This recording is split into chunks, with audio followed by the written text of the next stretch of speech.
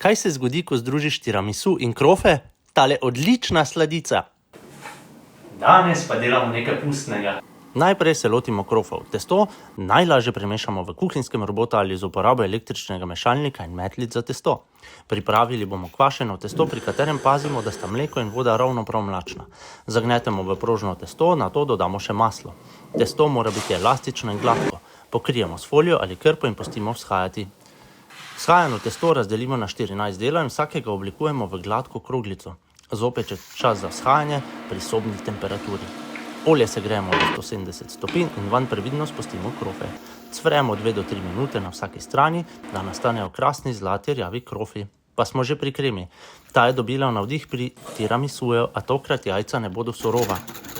Premešamo jajca, sladkor, moko, vaniljo in prelijemo z vrelim mlekom. Nato pa v kozici med rednim mešanjem kuhamo, da nastane gosta zmes.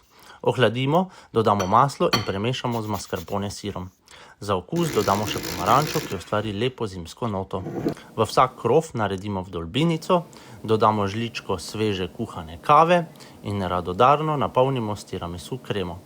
Poljubno okrasimo s kakavom in postrežemo. Božanski so!